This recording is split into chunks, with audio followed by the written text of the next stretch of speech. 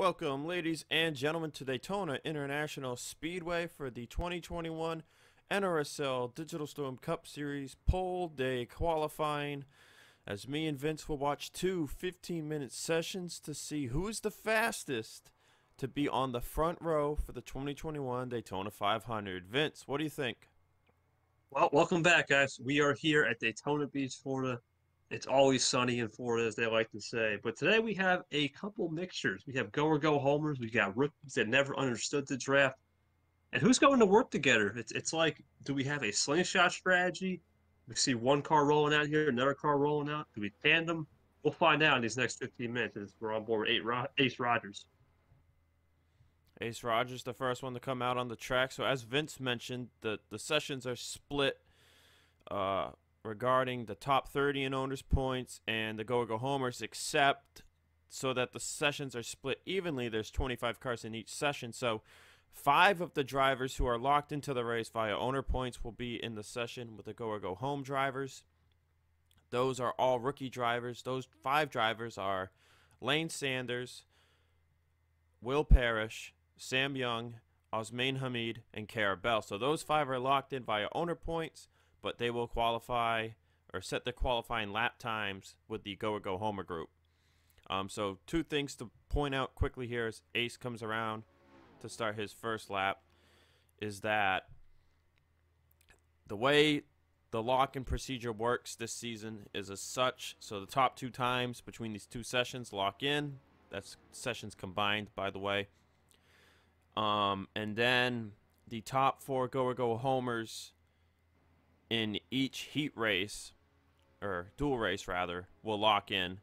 And then the fastest 4 remaining go homer drivers lock in. So the owners, the top 30 in owners, they're all locked in no matter what. So 12 of the 20 go home drivers will get to race in Daytona, and the other 8 will go home.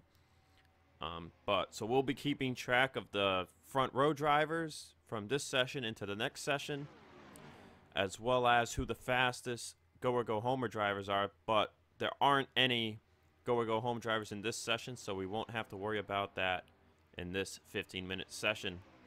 As Ace has already completed 1 lap, Sorlando in the draft behind him, setting a little bit of a faster lap. And Vince, interesting statistic, right? Ford has won the pole every year for the Daytona 500. Yeah, I guess that would naturally incline to say, should I make a prediction? But I look at Ford's lineup. It's going to be a Ford Chevy battle, as I get proven wrong just for a second, as the Toyota's for a brief second was on pole there. But yeah, I think this is a Ford Chevy battle. It's Flickinger at the top right now, Adam. And Adam Flickinger in a Ford in his sophomore season there, drafting around with Allison Rain and Laura Chung, who's in the 83. Red Bull switching from Audi to Toyota with the new car model, as you see a ton of people setting fast times, including the 37 of Peter Onjak with the 46.553. That's a huge draft lap right now, as I think everyone's still trying to figure out where they're running. You see the 99 of Levi McIntyre with a 46.673 is now even more drivers topping off times, and we're going to just keep seeing this, Vince, as these groups get together and whatnot. They're just going to start springing out these lap times until you get like you get like a 3-car group drafting up to another 3-car group, and that's when we'll really see a flyer. Yeah, I think somewhere around 45.90 I think could be the pole here. I don't think we'll get anything lower than that. Especially usually the second group likes to figure it out, or one group figures out another. Like, look at this lap by Laura Chung as they catch a car here. Let's see what they do to the line. Ooh, underneath, going 3 wide. That's not going to work usually, but they get it back together.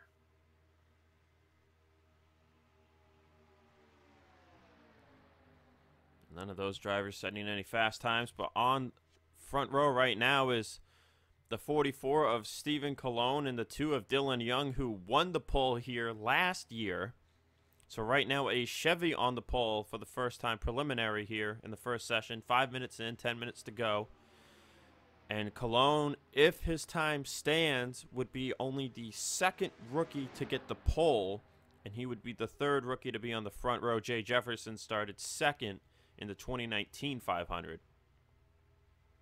Speaking of those statistics with Ford, Ford has gotten the pole every year, and then add on to that, as Levi McIntyre takes the top spot for the moment, Chevy has started on the outside pole position 3 of the 4 years. Ford has swept once. That was in 2018. But Dodge, Toyota, Audi, BMW, when they ran, none of them ever got to start on the front row. And yet, Ford has never won a Daytona 500, Vince. I guess positions you can throw out the window. Now, I think it really is at these plate tracks, especially with this package. You would think starting up front works, but a little bit different at Daytona. Less room on the track, and sometimes the shuffling can happen towards the end of the race where the gloves are off, as we see this group of the young all get in the line for a second. I don't know. It's going to be a flip-floppy session, as you said, and I don't know. Maybe some teams are going more drag, they're running more drag for a better race setup, and some teams are more trimmed out. That's what we're seeing right here, and some teams just aren't really caring and just they know they're locked in. We'll set them up in the duels and race better. So right now, Levi McIntyre and Stephen Colon, the front row. McIntyre drove in 2019 where he won at Bristol Dirt. Did not compete in 2020, but McIntyre back here with Roush Fenway Racing in the 99 for what would be his sophomore season. And what a way to kick it off would be to get the pole here at Daytona.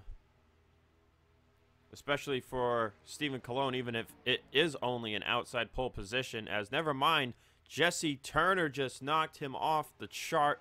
Turner to second. It's a Roush Fenway Racing front row right now. But as I was going to say there, Stephen Colon is a rookie in both Jerky Pro Trucks and Digital Storm Cup.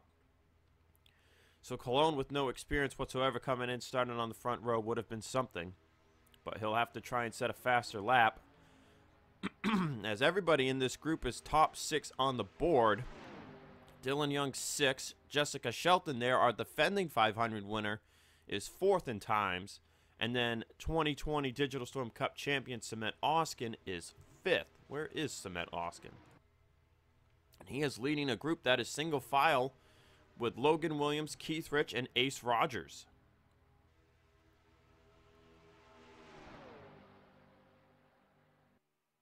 They need to find that pack because go back to that Turner group. They're catching 2 cars. That could be a big lap coming up. But these guys, the group of Oskin, the champ, he's the Pied Piper. Let's see what they can do and try to find some people here. But right now, Levi McIntyre, Turner, dealing that front row as we scroll through the field here. And yeah, you were right. They caught Fitzwater and Sebastian Kukulon. Turner's the one leading out the group. We'll see if it's anything amazing. I'm not really sure. I think you have to be going at least. Oh, no, it is. Jesse Turner to the pole with a 45.741, just barely better than teammate Levi McIntyre. As some other drivers are switching up times there at the bottom of the top 10. But all those positions from 3rd to 38th will get determined via the dual races. See Allison Rain coming out of pit road. There are still 6 minutes left in this session. Plenty of time for somebody to set a real flyer, Vince. I don't think we've seen a real flyer because we've got, a ton of people. We've got 6 cars under a 45.8 right now. This is going to be 10. Let's see what Young does here. Oh, Dylan Young with a 45.750. He jumps up to 3rd. Getting tight at the front, man. I'm telling you. Fitzwater's in this pack where he came. He was nowhere. Now he's in 7th. This is the pack to be in. I think the pole setter comes here. The only one who hasn't set a flyer is Kukulon for right now. And I think that will change as these guys start to get organized. Kukulon 18th right now in the session. Let's actually take a look. Slowest in the session is Alexander Rowe. It looks like, excuse me, Alexander Rowe, Charles Sanford, Jonathan Zorlin. None of those 3 guys have been able to set a good draft lap. Even Allison Rain and Seth Cole are lower than a 46.1. And you were right, Kukulon with a 45.729 along the top line. Kukulon to the pole. You got to really be. Oh, they're trying to go four for a second. You got to be in that middle. I think when you're the Pied Piper out front, you have to hope for someone in front of you. If you're in the back, like Fitzwater is, watch him try to make a move here. But I think he's too much in the draft with a three-wide situation. Kukulon is just staying right near Turner. What does Dylan Young do? He's on that inside line. Now, if Turner drops down like they're about to do right now, yep, there they go. That could be a big run for the guys in the back. Let's see. I think Vince, from what I'm seeing, is if you can get enough momentum going on the Oh, top and then you drop to the middle, you get a ton of speed. Cole Deaver and Nate Rogers to the top of the board for now, but it's short-lived as Jesse Turner and Kukulon jump right back to the top with Turner on the pole. this is getting good now. We got to find out where, dude, RCR has come to play. That Ford Chevy battle is on. It's Young looks underneath Kukulon. There's another pack right here that's got Seth Cole in it. Quentin Moore, Jonathan Sorlin, Peter Onjak, Nate Rogers. Nate's the one running the top, but none of these guys are going over 195. You really got to be going, I think, at least 195 to have a shot at setting a lap. Let's see if Nate can set himself up here. Peter Onjak underneath. Oh, no, Nate did run a good lap. Nate up to second with a 45.661, and Deaver runs the curse lap time of a 45.666 as Stephen Colon and Dylan Young just jumped right back to the top of the board. This is crazy. A rookie, man. We talked about no experience. You don't know what you know, and somehow he knows what he knows. You got to work with that former pole sitter. Stephen Colon with a 45.457, Young a 45.534, McIntyre jumped up with a 610. And I feel like all of these guys just have so much momentum right now. Split screen. They really do. But there we go. Let's see what they got again. Turner's out front. Colon's in his draft. Young's on the outside. Kukulon's behind. What's going to be? Ooh, the 195. This could be another flyer. Do we see a 96? Does Young have a 96? Nope, not fast enough, but Quentin Fitzwater third. Fitzwater just jumped up with a 609. I think Turner's just got to get back in draft. He definitely seems to have a fast number 17. Actually, I don't know. He ran the middle there, still going pretty fast to see what kind of speed he can get down the back and if he can hold it in the middle with Dylan Young. 197. It's only Stephen Colon. 2 minutes left in the session. Yeah, Cologne and Fitzwater. What can they do? Can Levi McIntyre spring a surprise? Is Kukulon just going to stay tucked behind Turner? I don't know. 194. It's probably not going to be anything special, but who knows? Nothing there for Dylan Young and nothing there for Jesse Turner either.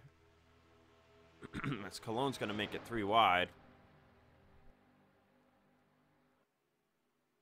Well, Jessica Shelton maybe laid back there, looking for that big one last run. Let's see. Shelton's going 197. Vince, if she can use her run correctly here, she might have a good lap going.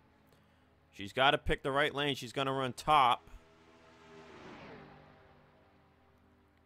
That actually might not be a bad idea. Let's see what the checkup looks like. Still going 196. If she drops to the middle here, maybe something. A 713, that'll jump her up to 9th. But with a minute left, it looks like this is all sorted. The Nate Rogers group has anything to say about that. They're the only ones that have a realistic shot. And just remember, Vince, we still have another session to watch where, for all we know, one of our go or go home drivers could get the pole, lock in instantly.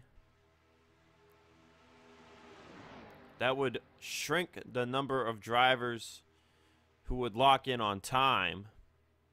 Turner's going to pit, so that'll end up his bid, and that really broke up this group and slowed them all up, so none of them will be able to set a fast lap now. See, none of these drivers are going fast enough. We got another group right here. See, Charles Sanford just never able to get a good lap time going. He's lucky he's locked in through those owner points. He would be, at this moment, he'll be starting at the back of his race. But we've got 42 seconds, so we're winding down the session. Ooh, here's a pack. None of them able to do anything. That's going to be the last lap they'll be able to get going. This is the pack we mentioned had slowed down the lap before. And I just don't think anybody else is going to have a shot here unless maybe Alexander Rowe, Logan Williams, Ace Rogers, maybe. Going to buck 95. Stay tucked in. Let's see. Come to the line. Let's see. They're going to get to the start-finish line.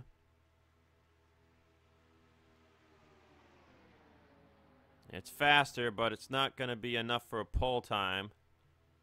And that'll do it in the session. So Stephen Colon on the pole for now with a 45.457. And Dylan Young is looking to be the first driver to start on the front row in back-to-back seasons with a 45.534, though it would not be back-to-back pole positions.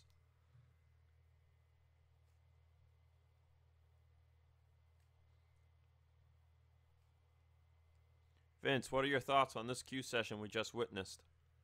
Man, that was a flip-flop mono-y-mono duel from two groups. We saw the Nate Rogers group and then the Stephen Colon group. I mean, you got to give it to the rookie. Doesn't know what he's doing, but may have played an ace of spades there because he worked with some of the veterans like Fitzwater, Young, Turner, even McIntyre, right? And that group and Kukalon, got to give a shout out to him. They all stuck together. They had a plan. Now what does group two do, right? I think sometimes when you see the first group go out, the second groups usually figure it out. I'm ready, man. That was good. We needed a split screen, but let's move on to session two. This means Zach will take a little quick break here. All right, we'll be right back for session two.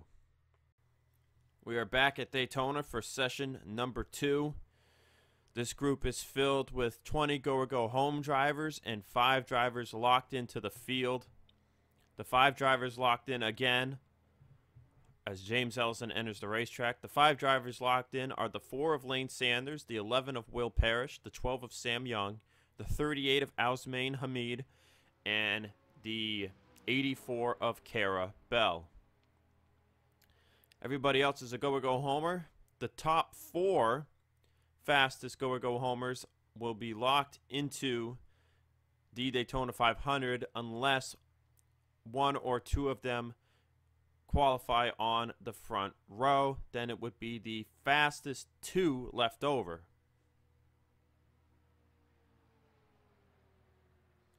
All right, Vince, what do you think? We got Jerky Pro Truck Series driver James Ellison entering his rookie season here at in the Digital Storm Cup Series. What kind of lap time do you think he can do with his experience? Well, right now, I think it's going to be somewhere around the 47s to get up to speed. But he's got a teammate, he's got Ferranti, who we know he can get it done at Daytona on pole qualifying day. I believe he's an ex-front row sitter. And I don't know. I think this session – a lot more at stake here with the go-or-go-homers. I think people are going to be more desperate, and I think the speeds could pick up. As long as they figure out a group here, as you see Roush and Shear and Smith Jr. all trying to get in line. Pretty McShane, we documented her in the preview show last week. There's Ferrani, Ellison's teammate. Yeah, I think we're going to see some get up to speed laps, and we'll see how these groups form. Yep, and so Ellison and Ferranti, teammates for Junior Motorsports. Tringali driving for Hendrick. He's the lone Hendrick car in go-or-go-home session here, and in go-or-go-home queue for the first 5 races of the season as it's a new team, no owner's points. But Tringali, with all his experience, really shouldn't have an issue except for the wild card here that is Daytona. That's what we talked about Ferranti and Ellison. Looks like Ellison's catching up to the back of these two, and we'll try to draft. So, teammates working together at Daytona. Not a shock there. Also, just remember here, Vince, that even though, you know, we know the speed, you have to be going about 195 miles an hour around the whole racetrack to have a shot at what Stephen Colon set. But you most likely more so have to be going 196, 197 around the whole racetrack to set what he set. But if you throw out worrying about the front row here, the concern for these go-or-go-home drivers is to be top 4 out of 20 drivers, because that will lock them into the race, even if they don't race their way in. Right, and I think that's where the pressure comes in. The more desperation needs to come in for these guys who are in a must get in situation as Ellison passes these two, which I don't know if that's going to work as Ferranti will drop with his teammate. See if they can set a blister as Ellison's out of front at 46.50. That's about a second off the pole, so we'll see what happens as we build up speeds here. And they're Well, catching some people. That's good. let's remember, Vince, is they're catching Bouchard, Yepes, and Bishop. The group we saw set those really fast times was a 5 to 6 car pack. And that's about what we got right here. So if these guys just got to take their time, get wound up, and they'll start setting some really fast lap times, as these guys will definitely draft up the Bishop, then even McShane, as you see a few other drivers around here. Sanders and Hamid, we mentioned, are locked into the race, but they got locked into this session. Zach Flickinger's a 3-year veteran returning after a year off. We expect him to qualify in all 5 races to start the season, but you never know. He got a little rust from not being around for a year. See what happens. As Shearer is side by side with the car he drove in 2019. That was a BMW in 2019. Now back to Ford Roush Fenway Racing. We saw them have a ton of speed between Turner and McIntyre, Vince. You know, I think this 6 car is just as much hooked up, but he's back here without any drafting partners. We'll pull up the leaderboard in a second. I think there's another quick 5-car pack right there. I think Ellison's group. No, somebody else jumped ahead. This Wow. group. This group right here with Colt Hudson, Samuel Dyer, Christian Vargas, and Trey Smith. They're all top 5 right now. I think that's because they were drafting up to Sam Young. They could set another flyer if they draft up to Amanda Evans. Evans is a 2-time Super Speedway winner in the Digital Storm Cup Series, but poor season in 2020 has her in go or go home queue for the first 5 races at least, as Diego Yepes ran a 45.998 and now an 8.37 by Christian Vargas out of Front Row Motorsports. You see, Front Row Motorsports had such a good year last year with their 2 rookie drivers. They got to expand to a 3-car team. They got sponsorship from Bang Energy, and they switched to Dodge. Yeah, it looks like these guys are drafting up to Evans. Trey Smith's up there. Yepes. Should be like another back and forth battle, I expect, as these guys get up to speed. And here we go. This could be a blister if they 196, 195. If they catch up to Evans, see what happens here. I really feel like, though, to get a good lap going, you have to have enough space with 2 cars. You want to be the second of those 2 cars in the line. As you see, Sam Young did run a 764. That's really good. But you want to be in a 2-car tango in a way at the back of the line behind the pack, and you want to be able to just draft up the whole lap. So you want to be going 197, 198 the whole lap in the middle lane, and that's going to be your key to even attempting to knock off Stephen Colon. It's like a pack right here is really good, but unless Tringali can be drafting up to somebody, I think it's all for nothing. There's a 739 set by Tringali. So right now the top 4 in the session are all go or go home drivers. That's Tringali, Sam Young, Daniel Bouchard, and RJ Bishop. So that would at least lock those 4 drivers into the main event. But we still have half the session left, 7.5 minutes coming on. And Tringali is flying right now, Vince. I mean, I think if one of these 4 drivers up here were to pit and these guys drafted up to them, they could set a really, really fast lap time. I think this is the group to watch. I don't think the other group of Bouchard and them, I don't know what they can do. Yepes is going to pit. Yepes is going to pit, and that caused Ferranti and Ellison to check up as Bouchard runs a 699. That jumps him to the top. Now, this is not necessarily a bad thing. Now, it's going to take these guys a lap to get back up to speed, but if they all remain on the track, as I said, they've got a good amount of space between them. They can just draft up and run a flyer. Now, Tringali and Bouchard battling is going to hurt probably McShane here, but Bishop, Ferranti, and Ellison, if Ellison can keep up, I don't think Ellison's going to keep up, but Ferranti and Bishop are pretty set up here coming to this lap. They were also catching that group ahead of William Brock, and let's see if they yeah, there they are, but that might have changed. Right, so Bishop catches up, but he drops to 193. Ferranti is still full on the gas. Ellison lost the pack. See what Ferranti can do here. He's running the very bottom. Get back in the draft. No, he's not running any draft right there. That's not going to help him at all. So now they're drafting away. This pack is in a 4-car pack right now, too. They're catching Landon Smith Jr. That could help Lane Sanders if he can set the right lap time here. You see 196 there, Vince. Not bad, not bad. 197. But he needs one of these guys to stay right behind him, too. I really believe that the push draft is a big part in setting a lap, too. Got Smith Jr. ahead. If these people can stay in line, it may not be pole, but it could be a top 10 run. Let's see what happens here as they go down the back. Still only 196, not even peaking at 97 yet. Colt Hudson ran a 692. That puts him ahead of Bouchard. Now Tringali is 4th out of the Go homers. So let's see what Sanders has. I'm not sure if it's really pole worthy, but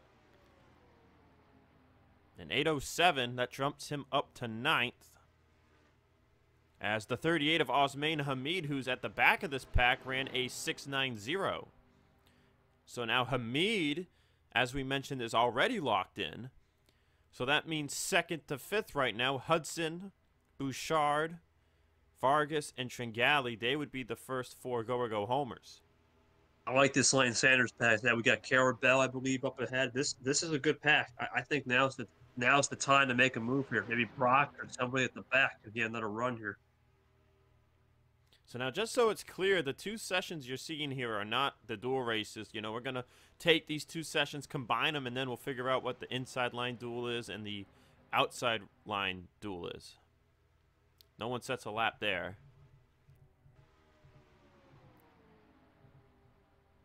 See, Tringali and his group are still together. Ellison and McShane the pit road. Here's the group Hudson's in. It's got Logan York, Christian Vargas, Amanda Evans, Samuel Dyer, and Trey Smith in it. Only Vargas and Hudson are in the top 4 of those Go homer times. They're 3 wide now. I don't think that's going to help them at all. They're catching up to Will Parrish. As Tringali is catching up to Yepes. So Yepes looking to reform into this group.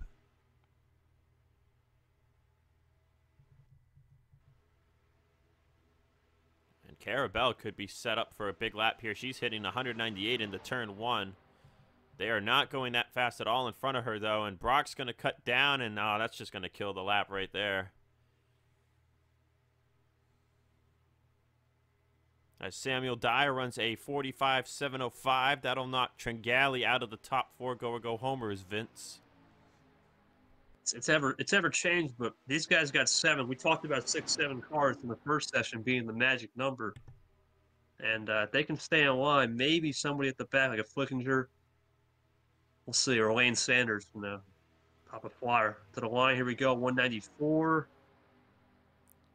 Carabell was still able to run a much better lap because her fastest before was a 46.3.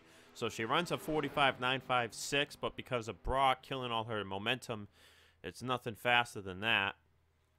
As long as these drivers stay, I think, double file, they could both have a chance to set fast laps. But the second you go and make it 3 wide like Zach Flickinger is doing, that kills everybody's momentum.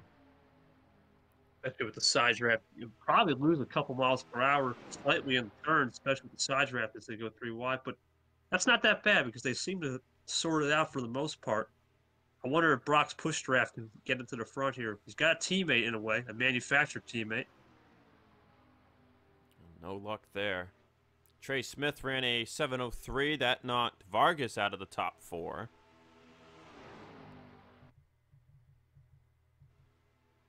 They're going to... Oh, man. Logan York got turned into the wall. as they were just about 4 wide. They keep it straight, but that's just going to kill all the momentum there with 1:45 remaining. Right for that. They had a lot of rookies there. Ellison was there. I don't know. I think that was just I, they were coming up on a slow car there, it looked like, and they were already 3 wide, and it just squeezed a little too much. talked about the desperation earlier in the show, and that's what it is, right? Sometimes you make those desperate measures, desperate moves, and it cost them. Well, the pack did get split up, so they might have a shot at running a fast lap here yet. Logan York will stay on the track. Well, let's see. Amanda Evans and Ellison might have a shot at a really fast time here if they can just stay in their lane here. You see both 198, 197. Just got to navigate Samuel Dyer. Evans is going to move up to the middle. Middle to the top, 197, 198. 196, still really fast. As long as they don't dip under 195, I believe they should be fine.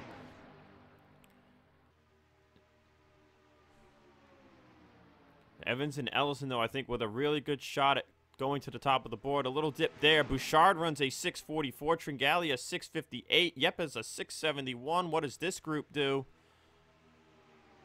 Even faster, a 637 for Amanda Evans. Oh, but Vargas with a 553. But I don't think that. Yeah. No, it is not fast enough. Dylan Young set a 534.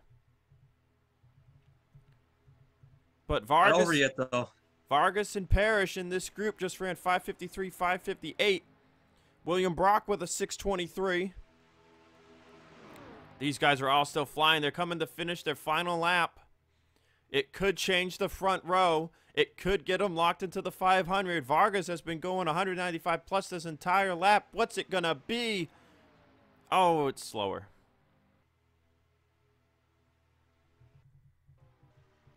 And no one else is going to get back to the start-finish line in time.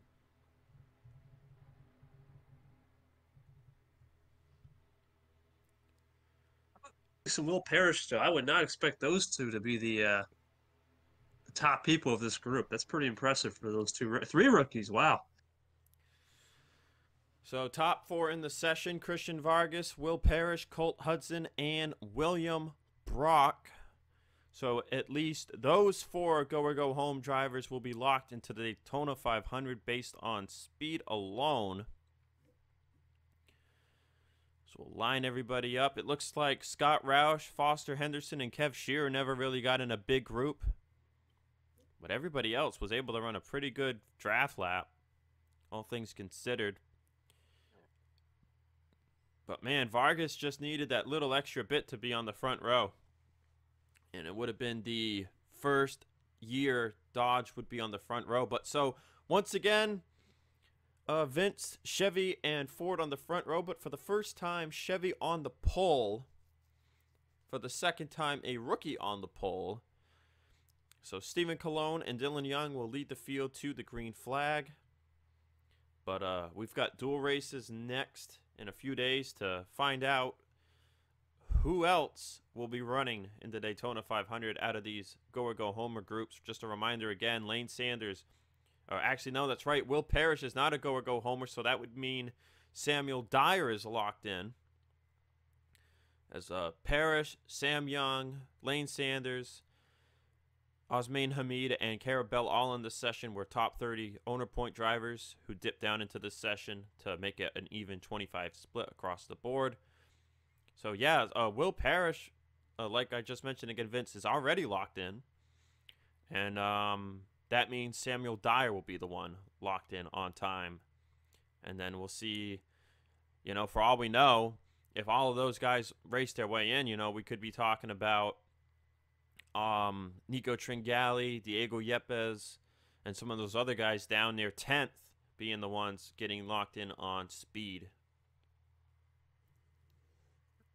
As we hit the duels coming up, I guess takeaways from this sessions. It seems like that first group just figured it out. Maybe because there was more veterans. I don't know. Sometimes the rookies have to have a steeper learning curve, but also was some people holding back, right? We know Scott Roush with that Turner performance. I mean, you would think Turner performance. There we go. That Roush, Roush but Fenway performance. yeah, Roush family performance. But he saw Turner's. There's my first blunder of the year. But no, anyway, we saw with Roush. I think he might be saying back. I said in predictions, Kev Shearer's gonna have a breakout year. Maybe he's holding back. Ellison just never got a run. Ferranti never got a good run. Wayne Sanders was there, just a Pied Piper, wrong place, wrong time. And I don't know what happened to Priya McShane and Hamlin and Henderson. Let's see what's going to happen, though. We have duels, Dylan Young and Cologne. Congrats, though. Those guys are locked in. Now just don't wreck out of the duels, and you'll be safe to say you're a front row sitter for this 500. All right, and we will see you guys in a few days' time for the dual races.